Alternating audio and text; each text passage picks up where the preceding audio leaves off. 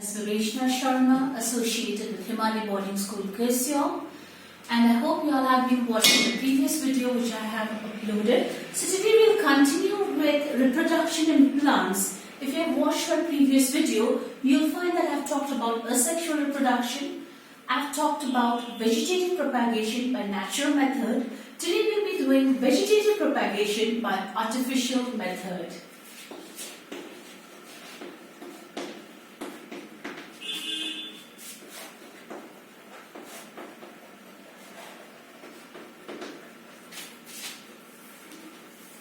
Now, as I've already explained, vegetative propagation is a type of reproduction in which we use the vegetative parts. That means we use the root, the stem, or the leaves for growing new plants. Now, the artificial method. Now, what do we mean by the term artificial method? Artificial method means this method by which we human beings propagate plants so that they can produce new plants, and this process is much faster than plants which grow from seeds. So the first method is by cutting. It's a very easy process. What is done is a part of the stem along with the axillary bud, a part of the stem along with the axillary bud is cut. Then this cut portion is taken and it is planted in moist soil. After a few days, we observe that new roots have started developing, and from this axillary bud, branches along with leaves have started producing. So this is one of the easiest methods by which vegetative propagation can be done, and this is done in plants. The common one is rose. Commonly, what we suppose you want to have, you like a rose plant. You visit your friend's house. You see a lovely rose plant.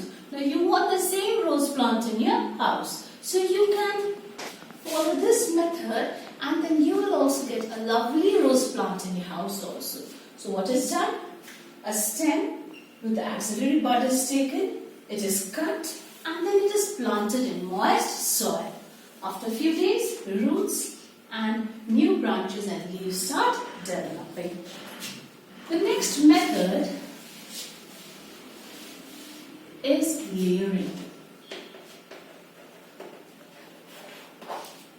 The next method is layering.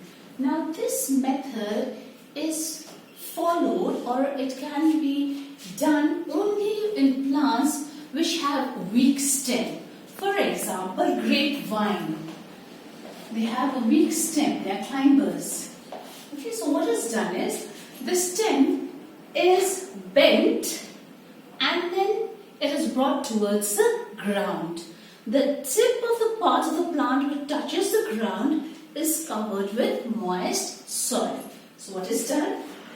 The tip of the plant is taken, it is bent towards the soil, and this portion is covered with moist soil. Now after a few days, we see that roots have started developing. Okay, so what do we do after this is, we cut off this from the parent plant. Now we find that this plant will grow into a new plant. Okay, so what is done in layering? Layering is done, or it can be followed only in plants which have weak stem. We take the tip of the plant stem, bend it towards the soil, cover it with moist soil. After a few days, we see that roots have started developing. Then we cut off the plant from the parent plant. Now this will grow as an individual new plant, and this is mostly done in grapevine. The next one is grafting.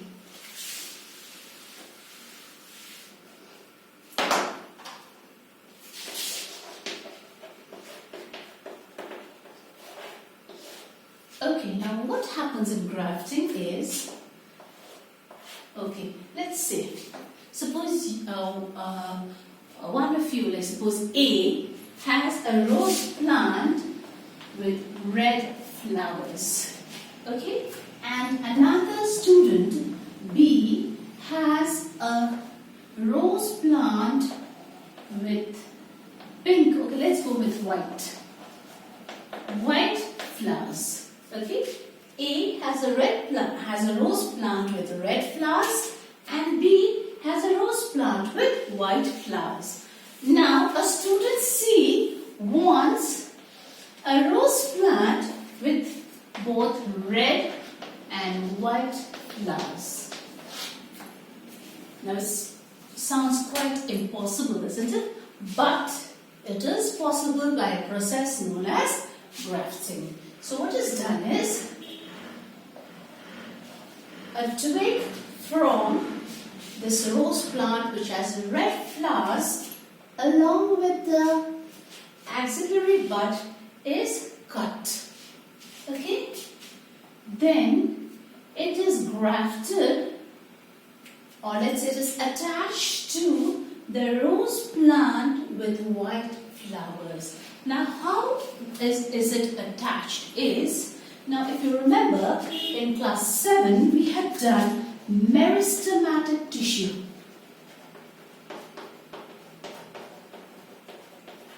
Cells have the ability to divide. The cells have the ability to divide, and we had done two types of meristematic tissue, apical and lateral. Okay, now the lateral meristem is present on the sides of the stem. So we have to make sure that this twig and this stem of this plant, the cambium, are in touch with each other. That means we have to scrape off the outer portion, that means the epidermis, and then we make sure that the lateral meristematic tissue comes in contact with each other. We cover this with wax so that there is no bacterial infection. Then again we cover the polythene bag and tie it tightly with a thread. Okay, so what did we do? We took a twig from the plant which has red flowers along with the axillary bud. Then we attached it to the plant with white flowers in such a way that the lateral meristematic tissue or the cambium, they come in contact with each other. Then we covered it with wax so that there is no bacterial infection. We covered it with polythene bag, and then we tied it with a string or a thread. We leave it like this for a few days. After a few days, we open the string, we open the plastic and we scrape off the wax. We will see that this twig has attached itself to the stem of this plant. So finally, after a few days or few months, you will see that it bears two types of flowers, white and red. So this process is known as grafting. Now this plant, the plant on which we attach the twig is known as chyon, and the twig that we attach, this is known as stalk. The part of the stem on the plant on which we attach is known as the stalk, and the twig that we attach is known as chyon. So the plant, stalk, and the twig that we attach is known as chyon. I hope grafting is clear. Now the last method of vegetative propagation, the artificial method,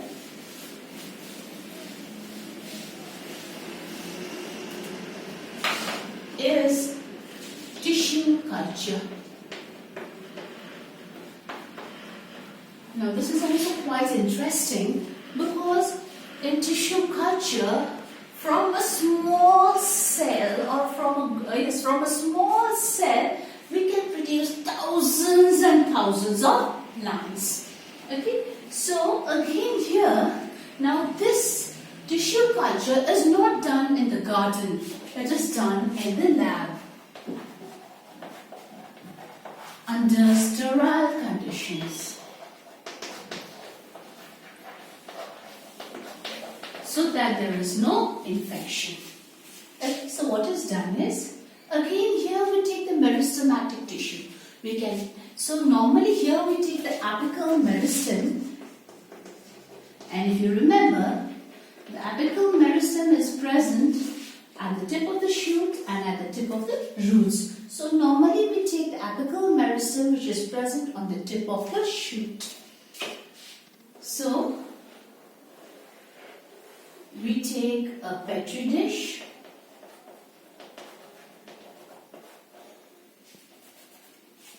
A petri dish is a glass, it is a small plate-like structure which is made out of glass, and it is used in the lab.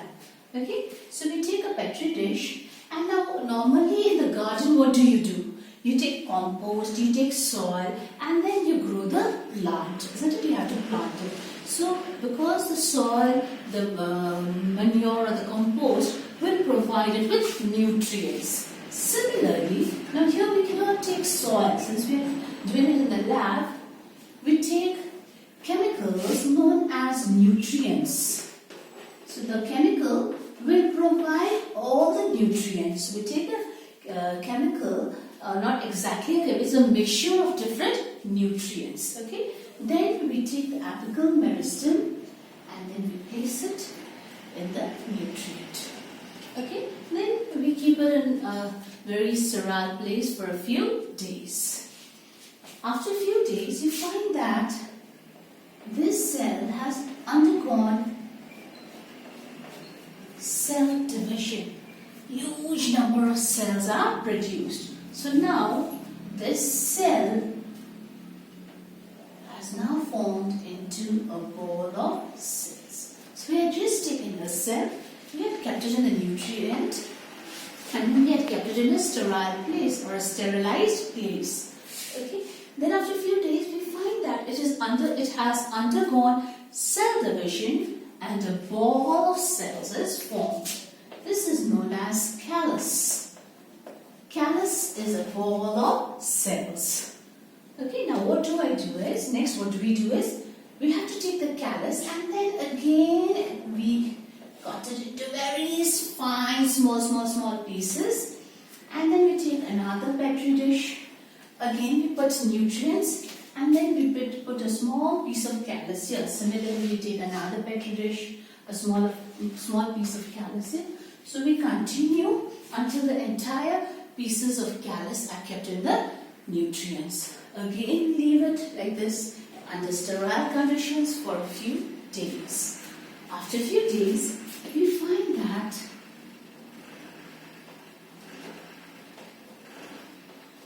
many plantlets have grown from the callus.